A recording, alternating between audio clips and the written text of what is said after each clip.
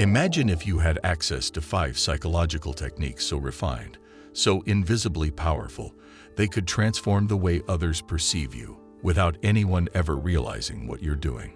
These aren't cheap tricks you find on clickbait blogs or surface-level social advice. These are deep-rooted psychological principles, quiet tools of influence used by world leaders during delicate negotiations, employed by charismatic figures who effortlessly draw others in, and mastered by individuals who move through life with undeniable presence. While most people stumble through social interactions hoping to be noticed, these rare individuals shape conversations, earn silent respect, and influence outcomes without force or noise. The truth is, the average person never even realizes these techniques exist, let alone how they're used, because they're designed to operate beneath awareness, rewriting perception from the inside out. But now, for the first time, you're about to see how it's done. This isn't just about learning some psychology tricks. It's about mastering a way of living, a way of interacting with the world that reflects the calm wisdom of Epictetus, the thoughtfulness of Marcus Aurelius, and the sharp focus of modern neuroscience. You're about to discover techniques that work because they tap into the core of human nature, not through manipulation, but by aligning with how our minds are naturally wired. These methods aren't flashy or attention-grabbing. They're subtle, almost invisible, but incredibly powerful. Once you see how they work, you'll realize that you don't need to shout, show off, or dominate to command presence. All you need to do is apply these techniques the right way. And when you do, the 4th technique will completely transform how people interact with you from that moment on. Let's start with a situation you've probably experienced before. You meet someone new, and within moments, you feel an unexpected sense of connection, like they get you, as if you're on the same page. This isn't just luck or chance. It's a deliberate psychological trick.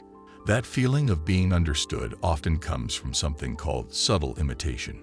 When someone mirrors your words or gestures, not in a mocking or obvious way, but in a smooth, natural way, you start to feel like they truly get you. Your brain makes a quick, unconscious connection. They see things the way I do. Suddenly, you feel comfortable, respected, and drawn to them in a way that feels effortless. It's as if a bridge is built between you, creating an instant bond. The ancient Stoics taught that true harmony comes not from overpowering others, but from finding resonance, aligning with nature, reason, and the people around us. This idea is at the heart of the first technique. When someone hears their thoughts or beliefs reflected back to them, even in subtle ways, it breaks down the invisible barrier that usually exists between strangers. It's not about parroting their words, but about showing that you understand their way of thinking. This simple act of mirroring creates a powerful bond, signaling, "I get where you're coming from." And that recognition fosters trust more quickly than any direct agreement ever could. Imagine you're in a job interview. The interviewer shares that they value initiative and creative problem solving. Most candidates dive right into their standard spiel. "I'm hardworking, and I enjoy facing challenges." But there's a more effective response, one that mirrors their values. "I completely agree.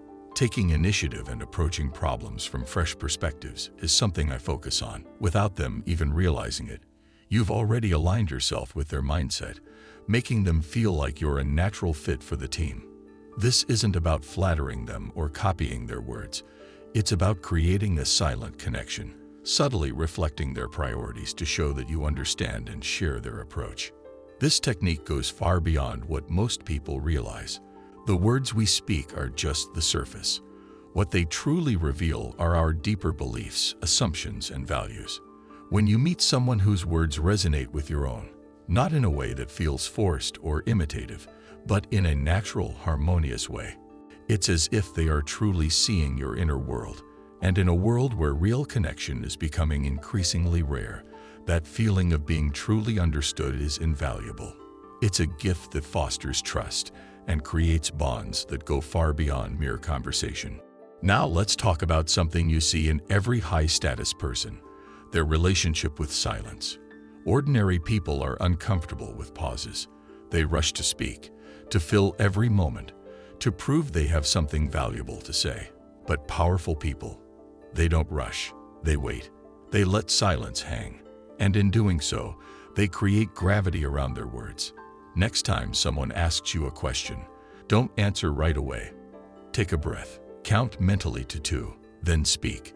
That pause, just 2 seconds, builds anticipation. It makes people lean in, wondering what's coming next. In those moments of stillness, you're no longer a reactor. You become an architect of experience. The Stoics trained themselves to pause before emotion. Why? Because they understood that in pause, there is power. The person who speaks last often speaks with more clarity, more impact, and paradoxically, the one who can tolerate the tension of silence commands more attention than the one who's constantly trying to break it. Say someone asks you what you do.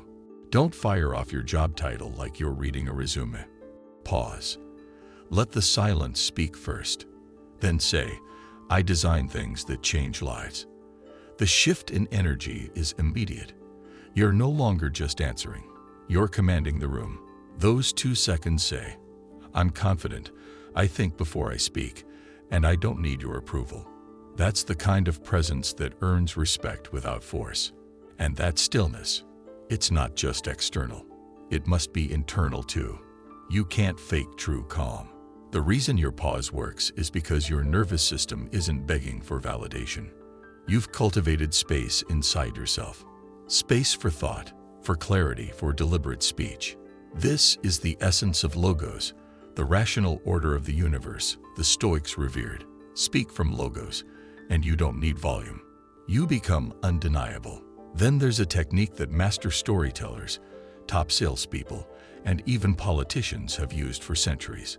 Though most people don't realize it, it's the art of leaving things unsaid. Our minds hate incomplete patterns. When you stop just short of completing a thought, people instinctively hang on your every word, waiting for the conclusion. That space, those few moments of ambiguity, creates curiosity so powerful it's almost impossible to ignore. Socrates rarely gave full answers. He asked questions, then stepped back. He let the silence do the heavy lifting. When people are invited to mentally complete a thought, they become emotionally invested in it. It becomes their insight, not yours. And when an idea feels self-discovered, it plants itself deeper into the psyche. Someone might ask why most people fall short of their goals. Instead of giving a straightforward answer, you say, it's not just a lack of discipline. It's something far more damaging. And then you pause. In that gap, their mind races. What is it? What's worse than lack of discipline? Now they need your answer. You've taken control of their attention without raising your voice, without trying too hard. That's influence. This method can even be used in writing, public speaking, or casual conversations. Start a sentence with wait. Pause. Then end it with something surprising, or don't end it at all. Let the mind of your listener chase the ending. In doing so, they become part of your idea. And what we help complete, we don't easily forget. But influence isn't always about being liked. Sometimes it's about how you respond to challenges. Imagine someone throws a sarcastic jab your way, trying to belittle or provoke you. Most people get flustered or defensive, but the rare few, the ones who truly hold power, don't bite. They stay calm, and often they respond with just one word. A quiet, disarming "really," said with a calm expression and a raised eyebrow. This single word puts the burden back on the other person. Suddenly, they're unsure. They begin to doubt themselves. Was I too harsh? Did I go too far? They start explaining. The control has shifted. You didn't yell. You didn't argue. You just responded with calm curiosity. That's a social judo move. It flips the dynamic instantly. And the best part is, you never had to raise your voice. What you've done here is embody the Stoic practice of non-reactivity. You've taken an insult, a piece of bait, and refused to bite. You observed it, acknowledged it, but didn't internalize it. Instead of descending into emotional chaos, you chose equanimity. And in doing so, you became untouchable. You gained power not by asserting control, but by showing you're already in control of yourself. And now we arrive at the most elegant technique of all. An approach so smooth and quiet that it feels like magic when you use it correctly. It's the ability to make someone believe that your idea was actually their idea. It's not manipulation. It's influence done right. Instead of giving direct suggestions, you lead with questions that point people in the direction you want them to go. This strategy mirrors the Socratic method, questions designed to awaken latent truth. When you guide someone to insight through inquiry, they don't resist. They welcome it. They feel they arrived there on their own terms. The walls of the ego stay down, and the insight, it sticks. Because what we arrive at through our own thought feels true in a way no external command ever could. You don't say, "You need to start working out." You say, "Do you think your energy levels would improve if you added some movement into your day?" Suddenly, they're nodding. They're agreeing. Why? Because the idea now feels like it belongs to them. No resistance, no ego battle, just agreement. Their mind fills in the blanks and starts convincing itself. This works in relationships, in business, even in casual conversation. When people feel like they've arrived at a decision on their own, they commit to it more deeply. You're not giving orders. You're planting seeds, and they don't even notice that you were the one holding the watering can the entire time. Now think about what you've just discovered. These 5 techniques aren't loud or obvious. They don't rely on dominance or manipulation. They rely on understanding how human attention, emotion, and thought patterns actually work.